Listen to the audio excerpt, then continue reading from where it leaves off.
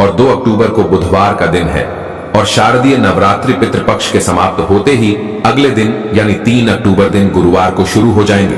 आपको बता दें, भाद्रपद मास के पूर्णिमा से श्राद्ध पक्ष शुरू होकर आश्विन मास की अमावस्या पर समाप्त होते हैं। ये दिन पितरों को समर्पित होते हैं। श्राद्ध पक्ष को पितृपक्ष, कनाकत, श्राद्ध आदि नामों से भी जाना जाता है। जैसा कि नाम से ही स्पष्ट होता है, पितृपक्ष ये पितरों का पक्ष है, यानी कि ये पितरों को समर्पित दिन होता है। इन दिनों में पितरों की आत्मा की शांति के लिए श्राद्ध, तर्पण और पिंडदान किए जाते हैं। धार्मिक मान्यताओं के अनुसार पितृपक्ष के दौरान पूर्वजों का तर्पण श्राद्ध नहीं करने से पितृदोष लगता है। पितृपक्ष पितरों को प्रसन्न करने और उनकी कृपा प्राप्त करने के लिए बहुत ही खास दिन माने जाते हैं। शास्त्रों के अनुसार पितृदोष सबसे जटिल कुंडली और उच्च दोषों में से माना जाता है। शनि दोष, राहु दोष, मंगल दोष, काल सर्प दोष, गरीबी का दोष, शनि की मार, राहु की मार, कुंडलियों की मार, ग्रह नक्षत्रों की मार, इतनी जटिल स्थिति नहीं होती जितना कि पितृदोष होता है। पितृदोष सबसे बड़ा पाप माना जाता है, संसार का सबसे जटिल पाप और कूर माना जाता है। पितृ प्रसन्न, देवी देवता प्रसन्न, अन्नपूर्णा प्रसन्न, लक्ष्मी प्रसन्न, धन संपदा, उत्तम जीवन साथी की प्राप्ति होती है। घर में सुकून, शांति, यश, वैभव, कीर्ति, बल, बुद्धि तथा विद्या की प्राप्ति होती है। जीवन सत्य के समान हो जाता है। शुभम पूर्वक जीवन यापन होता है। ईश्वर हमें रास्ता दिखाता है। नए कल की शुरुआत ही पितृ के प्रसन्न होने से ही होती है। इसीलिए कहते हैं कि पूर्वज रूठे ना, माता पिता को जितना प्रसन्न रख सको तो रख लो, यही हमारे ईश्वर है। दोस्तों, पितृपक्ष के दौरान श्रद्धा पूर्वक अपने पितरों को कुछ अर्पित किया जाए तो उससे पितृ अति शीघ्र ही प्रसन्न हो जाते हैं और अपनी कृपा बरसाते हैं। पितृगणों को देवतुल्य माना गया है। शास्त्रों के अनुसार जिन पर पितरों की कृपा होती है तो उन्हें सभी देवी देवताओं का आशीर्वाद भी मिलता है। पितृपक्ष पितरों को समर्पित होते हैं, इसीलिए इस दौरान कोई भी शुभ और मांगलिक कार्य ना करे। पितृपक्ष के दौरान पितरों की आत्मा की शांति के लिए श्रीमद् भागवत गीता का पाठ अवश्य करें। दोस्तों, पितृपक्ष यानी कि श्राद्ध पक्ष, जिसे कनागत भी कहा जाता है, ये वो समय होता है जब हमारे पूर्वज धरती पर होते हैं और हम श्राद्ध कर्म करके उनका आशीर्वाद प्राप्त करते हैं। हिंदू धर्म में मृत्यु के बाद श्राद्ध करना बेहद जरूरी माना जाता है। मान्यता है कि अगर अपने पूर्वजों का तिथिपूर्ण श्राद्ध और तर्पण नहीं किया जाए तो उन्हें इस लोक से मुक्ति नहीं मिलती और वे संसार में ही भटकते रहते हैं। दोस्तों, ब्रह्म वैवर्त पुराण के अनुसार देवताओं को प्रसन्न करने से पहले मनुष्य को अपने पितरों यानी कि पूर्वजों को प्रसन्न करना चाहिए। पितृदोष सबसे जटिल कुंडली दोषों में से एक है। पितरों की शांति के लिए हर वर्ष भाद्रपद मास की शुक्ल पूर्णिमा से आश्विन मास की अमावस्या तक पितृपक्ष श्राद्ध होते हैं। इस दौरान कुछ समय के लिए यमराज पितरों को आजाद कर देते हैं ताकि वे अपने परिजनों से श्राद्ध ग्रहण कर सके, अपना हिस्सा ले सकें कि हमारे परिवार ने, हमारे बच्चों ने हमारे लिए भोजन में क्या क्या रखा है। माना जाता है कि जिस घर के पितृ अपने परिवार के लोगों से खुश रहते हैं, उस घर के लोगों का देवी देवता भी साथ नहीं छोड़ते और ढेरों आशीर्वाद प्राप्त होता है। दोस्तों, शास्त्रों के अनुसार जिन लोगों के पितृ उनसे प्रसन्न नहीं होते हैं तो उन्हें पितृदोष का श्राप मिलता है। माना जाता है कि जिस घर में पितृदोष का श्राप लगता है तो वह परिवार कभी भी सुखी नहीं रहता। उस घर में अकाल पड़ जाता है, सूखा पड़ जाता है, मकड़ी के जाले, चमगादड़ आदि बसेरा बना लेते हैं, भूत प्रेत का बसेरा हो जाता है, ग्रह क्लेश, राहु दोष, पितृदोष, मंगल दोष, कर्ज का दोष, सर पर गरीबी चढ़ जाती है।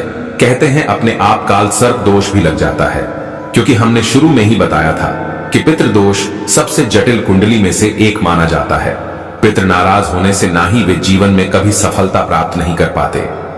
दोस्तों, आज के इस वीडियो में हम आपको पितृपक्ष में किए जाने वाला एक बहुत ही आसान और असरकारक उपाय बताने वाले हैं। इस उपाय को करने से महालक्ष्मी और भगवान विष्णु की असीम कृपा प्राप्त होती है, बिगड़े कार्य बनने लगते हैं, साथ ही साथ पितरों का भी आशीर्वाद मिलता है। पितरों के आशीर्वाद से घर में सुख समृद्धि चली आती है, खुशहाली और शांति बनी रहती है।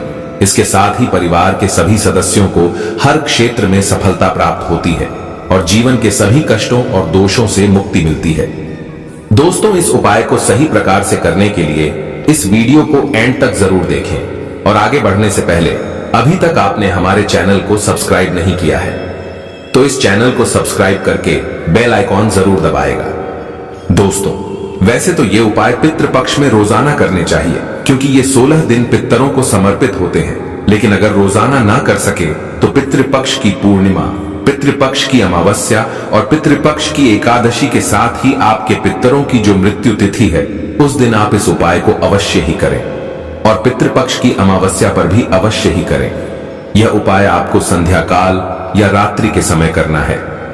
इस उपाय को सुबह या दोपहर के समय ना करें। उपाय को करने के लिए आप अच्छे से मुंह हाथ पैर धोकर साफ हो जाएं और स्वच्छ वस्त्र धारण करें। इसके बाद एक दिया तैयार करें। दिए में एक रुई की बाती लगाएं और शुद्ध घी भरे, शुद्ध घी अगर ना हो तो इस दिए में आप सरसों का तेल भरे और इस दिए में आप थोड़े से काले तिल अवश्य डालें। काले तिल डाले बगैर दीपक मत जलाना। इस उपाय को करने के लिए आप मिट्टी का, पीतल का या आटे का कैसा भी दिया ले सकते हैं। अगर आप आटे का दिया ले रहे हैं तो ध्यान रहे आटा साफ होना चाहिए। घर का आटा झूठा होता है, नया आटा ले आएं। आटे में नमक भी नहीं होना चाहिए। दिया बनाने के बाद अब आप अपने घर के दक्षिण कोने को साफ करें। अगर आपके घर के दक्षिण कोने में स्टोर रूम है या बाथरूम वगैरह बना है या खाली स्थान नहीं है तो आप अपने रसोई घर के सबसे दक्षिण कोने को साफ करें। अगर रसोई घर में भी ऐसा साफ स्थान नहीं है तो आप अपने किसी भी कमरे के दक्षिण कोने को साफ करके वहां पर इस दिए को रखें। अगर किसी कमरे में भी ऐसी जगह नहीं है तो आप अपने मंदिर के पास साफ स्थान पर इस दिए को रखें। लेकिन ध्यान रहे दिए को आपको ऐसे रखना है कि दिए की जो बाती है यानी जो लोह है वो दक्षिण दिशा की तरफ होना चाहिए, यानी कि दिए का मुख आपको दक्षिण दिशा की तरफ रखना है। और यह भी ध्यान रहे कि दिए को सीधे जमीन पर ना रखें। दिए के नीचे कोई कपड़ा बिछा दे या कोई कटोरी प्लेट रख दे या फिर थोड़े से साबुत चावल रख दे, लेकिन सीधे जमीन पर दिया ना रखें। दोस्तों, सीधे जमीन पर रखा हुआ दिया अपूर्ण माना जाता है। दिया जलाने के बाद सबसे पहले आप भगवान श्री गणेश को प्रणाम करें, फिर भगवान विष्णु और मां लक्ष्मी जी को प्रणाम करें। इसके बाद पितृदेव को प्रणाम करें। भगवान से अपने पितरों की आत्मा की शांति और मुक्ति की प्रार्थना करें। इसके बाद पितरों से पितृदोष से मुक्ति की प्रार्थना करेंगे।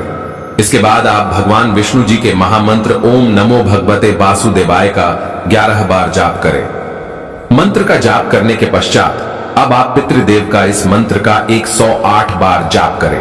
मंत्र इस प्रकार है, ओम पित्रो नमः। इस मंत्र का आपको 108 बार जाप करना है। आप किसी भी माला पर जिस पर आप मंत्र जाप करते हैं उस पर भी इस मंत्र का जाप कर सकते हैं, या फिर उंगलियों पर गिन गिन कर या माचिस की तीली पर या मिश्री के दाने पर गिनकर भी आप इस मंत्र का जाप कर सकते हैं। दोस्तों, ध्यान रहे इस मंत्र का जाप आपको दक्षिण दिशा की तरफ मुख करके करना है। शास्त्रों में बताया गया है कि पितृ लोक दक्षिण दिशा में है। कई लोग उलटी दिशा में बैठकर श्राद्ध आदि करते हैं, घोर पाप होता है। उलटी दिशा में बैठकर श्राद्ध पूर्ण नहीं होता। दक्षिण दिशा पितरों की दिशा होती है।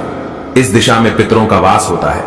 श्राद्ध पक्ष में दक्षिण दिशा में इस प्रकार दिया जलाने से और मंत्र का जाप करने से पितृदेव की असीम कृपा प्राप्त होती है और पितृदोष पितरों आशीर्वाद में बदल जाता है। मंत्र का जाप करने के बाद आप अपने पितरों और अपने पूर्वजों को प्रणाम करें और सभी कष्ट, दुख, दर्द, गरीबी, पाप नाश को दूर करने की प्रार्थना करें।